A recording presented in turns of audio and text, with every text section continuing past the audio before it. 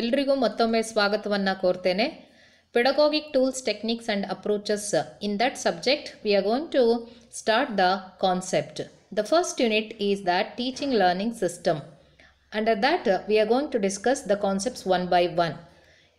It is in this unit, we have to consider the complete teaching learning process as a system.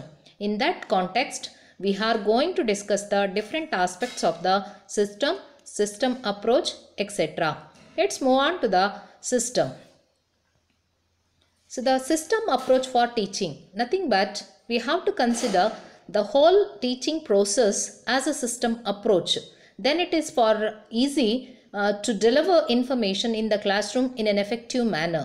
Before going to that particular concept, first we have to understand what is system, the characteristics of system, etc. ಅಂದರೆ ಇಡೀ ಒಂದು ಬೋಧನೆಯ ಪ್ರಕ್ರಿಯೆಯನ್ನು ಒಂದು ವ್ಯವಸ್ಥಾ ಮಾರ್ಗವಾಗಿ ನಾವು ಕಾಣಬೇಕಾಗಿದೆ.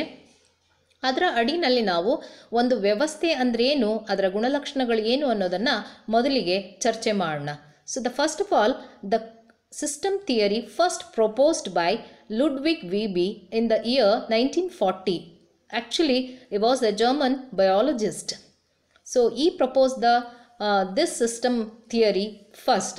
This can be applied in many areas. System theory has been applied to maths, science, research, technology, etc. Actually, so this theory is going to be applicable to any field, in industries also, for to improve the efficiency of that particular process. ಅಂದರೆ ಯಾವುದೇ ಕ್ಷೇತ್ರಗಳಲ್ಲಿ ನಾವು ಈ ಒಂದು ಥಿಯರಿಯ ತತ್ವಗಳನ್ನು ಅಳವಡಿಸ್ಕೊಂಡಿದ್ದೇ ಆದರೆ ಅದರಲ್ಲಿ ಕಾರ್ಯಕ್ಷಮತೆಯನ್ನು ಹೆಚ್ಚಿಸ್ಬೋದಾಗಿದೆ ಅಂತಕ್ಕಂಥ ಅಂಶವನ್ನು ಮೊದಲಿಗೆ ಪ್ರತಿಪಾದನೆ ಮಾಡಿರ್ತಕ್ಕಂಥವನು ಜರ್ಮನ್ ಬಯಾಲಜಿಸ್ಟ್ ಆಗಿರ್ತಕ್ಕಂಥ ಲುಡ್ವಿಗ್ ವೀಬಿ 1940ರಲ್ಲಿ ಇದನ್ನು ಪ್ರಥಮ ಬಾರಿಗೆ ಪ್ರತಿಪಾದನೆಯನ್ನು ಮಾಡಿರ್ತಕ್ಕಂಥದ್ದು. ಮೊದಲಿಗೆ ಸಿಸ್ಟಮ್ ಅಂದರೆ ಏನು ಅಂತ ನೋಡೋಣ. ಒಂದು ವ್ಯವಸ್ಥೆ ಅಂದರೆ ಏನು? System has a number of components operating together in an interrelated and interdependent manner towards the attainment of certain functions. Here, the system contains components. That means those components are interrelated as well as interdependent. So, what purpose they are interrelated and interdependent means that to attain the particular purpose or to certain goals. ಅಂದರೆ ಒಂದು ವ್ಯವಸ್ಥೆ ಅಂತ ಕರಿಬೇಕಾದ್ರೆ ಅದರಲ್ಲಿ components ಘಟಕಾಂಶಗಳು ಇರಬೇಕಾಗತ್ತೆ. ಆ ಘಟಕಾಂಶಗಳು ಒಂದಕ್ಕೊಂದು ಪೂರಕವಾಗಿ ಕೆಲಸ ಮಾಡಬೇಕು ಹಾಗೂ ಅವಲಂಬಿತವಾಗಿರಬೇಕು.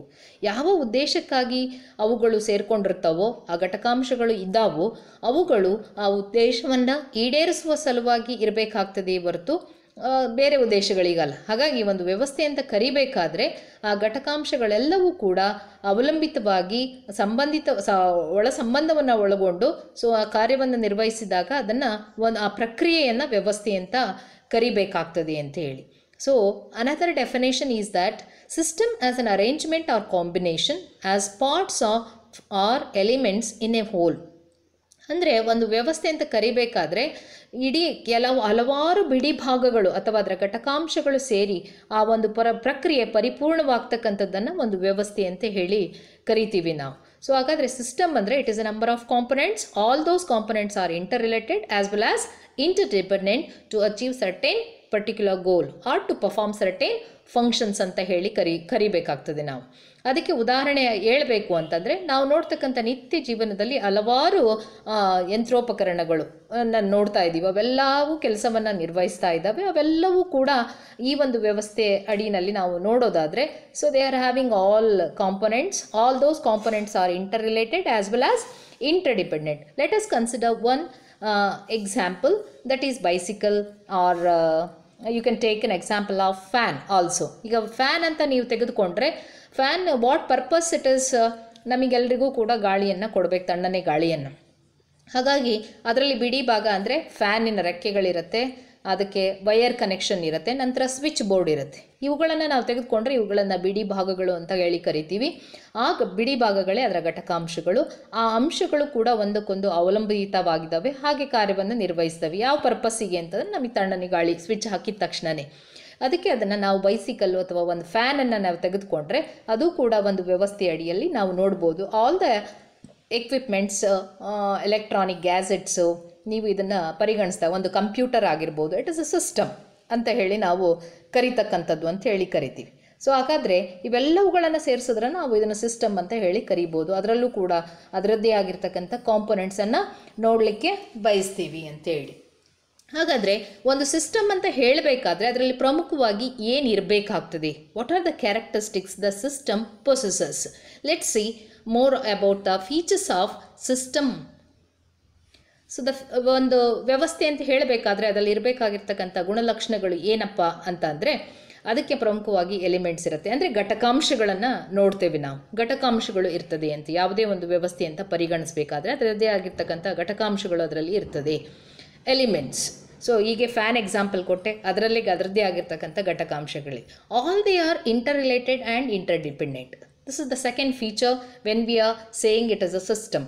ಯಾವುದೇ ಒಂದು ಅಂಶ ಅಥವಾ ಒಂದು ಪ್ರಕ್ರಿಯೆ, ಒಂದು ವ್ಯವಸ್ಥೆ ಅಂತ ಪರಿಗಣಿಸಬೇಕಾದ್ರೆ ಅವೆಲ್ಲವುಗಳು ಕೂಡ ಒಂದಕ್ಕೊಂದು ಅವಲಂಬಿತವಾಗಿರ್ತವೆ, ಹಾಗೆ ಒಂದಕ್ಕೊಂದು ಸಂಬಂಧವನ್ನು ಹೊಂದಿರತಕ್ಕಂಥದ್ದು. Let is consider another example. ಎಲ್ಲಾದರೂ ಒಂದು ವೈರ್ ಕಟ್ ಆಯಿತು ಅಂದರೆ ಫ್ಯಾನಿಗೆ ಕರೆಂಟ್ ಸಪ್ಲೈ ಆಗೋದಿಲ್ಲ, ಆವಾಗ ನಮಗೆ ಗಾಳಿ ತಲುಪೋದಿಲ್ಲ, ಬರೋದಿಲ್ಲ. ಹಾಗೆ ಫ್ಯಾನ್ ರೆಕ್ಕೆ ಏನಾದರೂ ಪ್ರಾಬ್ಲಮ್ ಆಯಿತು, ಸ್ವಿಚ್ ಬೋರ್ಡಲ್ಲಿ ಏನಾದರೂ ಪ್ರಾಬ್ಲಮ್ ಆಯಿತು, then it's not possible. Like that in the bicycle also.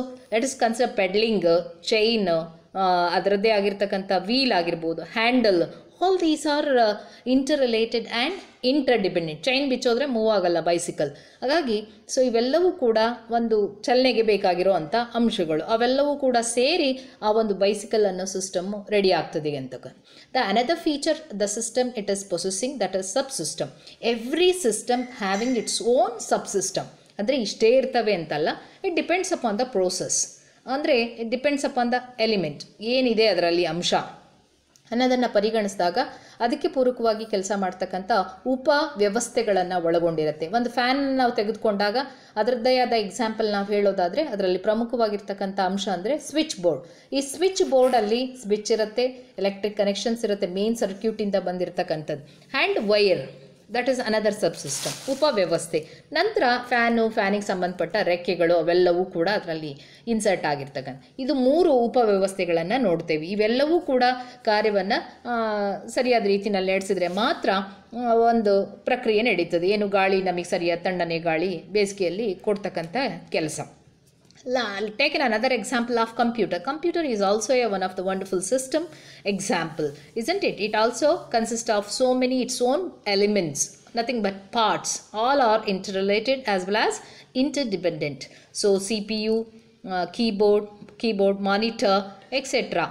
All these are interrelated and interdependent. All these are having subsystems. Keyboard is another subsystem, monitor, CPU. So everything has to be work properly. And another feature in a particular system is that work as a whole. So they are working togetherly, not separately. So when we are connecting all these things, then we can get a function or that output result. Otherwise it's not possible. Keyboard illde idre ನಮಗೆ output result ಬರಲ್ಲ. CPU ಇಲ್ಲದೆ ಇದ್ದರೆ calculations ಆಗಿ ನಮಗೆ ಬೇಕಾಗಿರೋ ಅಥವಾ ಸರ್ಚಸ್ಸಿಗೆ ಹೋಗಿ ನಮಗೆ ಬರೋದಿಲ್ಲ. ಮಾನಿಟರ್ ಇಲ್ಲದೆ ಇದ್ದರೆ.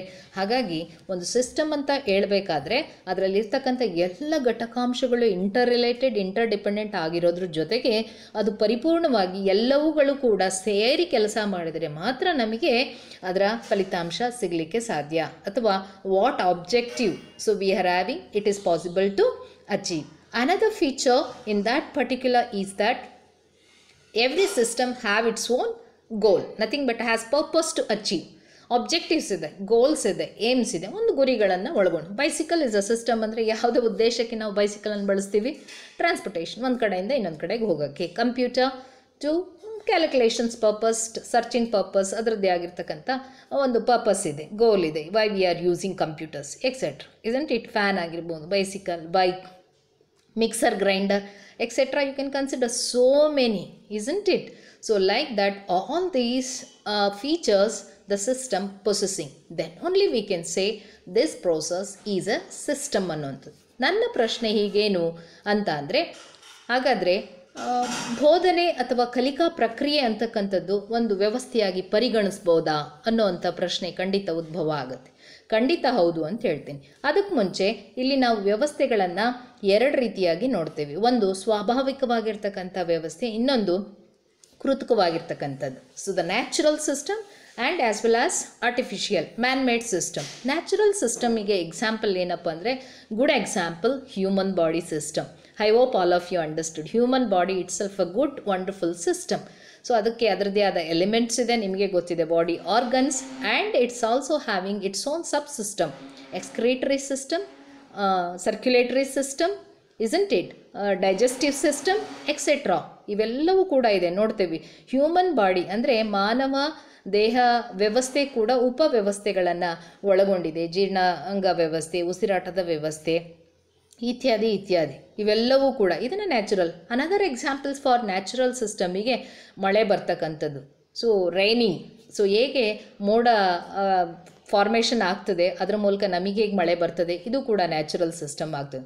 ನೇಚರಲ್ಲಿ ನೋಡ್ತಕ್ಕಂಥ ಎಲ್ಲ ಅಂಶಗಳು, ನೀರು ಆಗೋದ್ರಿಂದ ಹಿಡಿದು ಮಳೆ ಬರೋದ್ರಿಂದ ಹಿಡಿದು ವೆದರ್ಸ್ ಆಗಿರ್ಬೋದು, ಕ್ಲೈಮ್ಯಾಟಿಕ್ ಕಂಡೀಷನ್ಸ್ ಆಗಿರ್ಬೋದು, etcetera everything.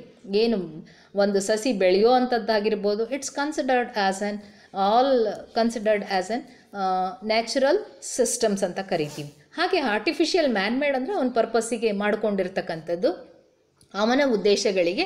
So that is nothing but artificial ಅಂತ ಹೇಳಿ ಕರಿತೀವಿ. ಅದಕ್ಕೆ ಉದಾಹರಣೆ ನಾವು ಗಮನಿಸೋದಾದರೆ, ಎಲ್ಲ electronic gadgets what we are using today, ಎಲ್ಲ ನಿಮ್ಮ ಕಂಪ್ಯೂಟರ್, ಮೊಬೈಲ್ ಎಲ್ಲವನ್ನು ತೆಗೆದುಕೊಳ್ಳಿ, ಎಲ್ಲವೂ ಕೂಡ ವ್ಯವಸ್ಥೆಗಳಾಗಿ ನೋಡ್ತೀವಿ. ಯಾಕೆಂದರೆ ಅದರಲ್ಲಿ ಸಾಕಷ್ಟು ಪಾರ್ಟ್ಸ್ ಇದೆ, ಬಿಡಿ ಭಾಗಗಳಿದೆ, ಅವೆಲ್ಲವೂ ಪೂರಕವಾಗಿ ಕೆಲಸ ಮಾಡ್ತವೆ, ಸಬ್ ಸಿಸ್ಟಮ್ಸ್ ಇದೆ, they are working together to achieve certain goal ಅಂತ. ಆ್ಯಂಡ್ರಾಯ್ಡ್ ಆಗಿರ್ಬೋದು, ಕಂಪ್ಯೂಟರ್ ಆಗಿರ್ಬೋದು, ಇಸಂಟ್ ಇಟ್ ಎಕ್ಸೆಟ್ರಾ. ಹಾಗಾದರೆ where actually falls the teaching learning process as a system ಆಗಿ ಎಲ್ಲಿ ನೋಡ್ತೀವಿ, ಸ್ವಾಭಾವಿಕವಾಗೋ ಅಥವಾ ಕೃತಕವಾಗಿ ಅನ್ನುವಂಥದ್ದು. ಎರಡಕ್ಕೂ ಬರೋದಲ್ಲ, that comes under different stream. It is a system. ನಾವು ಅದಕ್ಕೆ ವ್ಯವಸ್ಥಾ ಮಾರ್ಗವನ್ನು ಅಳವಡಿಸ್ಕೊಳ್ಬೇಕು ಅನ್ನೋಂಥದ್ದು, ನಮಗೋಸ್ಕರ ಮಾಡ್ಕೊಂಡಿದ್ದು ಅನ್ನೋದಕ್ಕಿಂತ ಕೃತಕ ಅಂತೂ ಅಲ್ಲ ಅದು. ಹಾಗಾಗಿ ಅದನ್ನು ಸಿಸ್ಟಮ್ ಅಪ್ರೋಚ್ ಅಡಿಯಲ್ಲಿ ನಾವು ಒಂದು ಬೋಧನಾ ವ್ಯವಸ್ಥೆಯನ್ನು ನೋಡಬೇಕು ಅಥವಾ ಪರಿಗಣಿಸಬೇಕು ಅನ್ನೋವಂಥದ್ದು ಎಲ್ಲರ ಅಭಿಪ್ರಾಯ. ಅಂದರೆ ಅದರಲ್ಲಿ ಪ್ರಮುಖವಾಗಿ ಜರ್ಮನ್ ಬಯಾಲಜಿಸ್ಟ್ ಲುಡ್ವಿಗ್ ರವರ ಪ್ರಕಾರ ನಾವು ಸಿಸ್ಟಮ್ ಅಪ್ರೋಚನ್ನು ಕಲಿಕಾ ಮತ್ತು ಬೋಧನಾ ಪ್ರಕ್ರಿಯೆಗೆ ಅಳವಡಿಸ್ಕೊಳ್ಬೇಕು. ಆಗ ಮಾತ್ರ ನಾವು ಉಪಯುಕ್ತವಾಗಿ, ಅಂದರೆ ಬೋಧನೆಯಲ್ಲಿ ಪರಿಣಾಮಕಾರಿಯಾಗಿ ನೋಡ್ಬೋದು ಅಂತ ಹೇಳಲಿಕ್ಕೆ ಇಷ್ಟಪಡ್ತೇನೆ. These are the some key features of every system. So the next ವಿಡಿಯೋದಲ್ಲಿ ಬೋಧನೆಯನ್ನು ಹೇಗೆ ನಾವು ಒಂದು ವ್ಯವಸ್ಥೆಯಾಗಿ ಪರಿಗಣಿಸಬೇಕಾಗ್ತದೆ, ಹಾಗೆ ಪರಿಗಣಿಸಿದಾಗ ಯಾವ ರೀತಿ ನಾವು ಯಶಸ್ಸನ್ನು ಕಾಣ್ಬೋದು ಅನ್ನೋಂಥದ್ದನ್ನು ಮುಂದಿನ ವಿಡಿಯೋದಲ್ಲಿ ಚರ್ಚೆ ಮಾಡ್ತೀನಿ. ಅಲ್ಲಿವರೆಗೆ ಆರೋಗ್ಯವನ್ನು ಕಾಪಾಡ್ಕೊಳ್ಳಿ. Thank you everyone.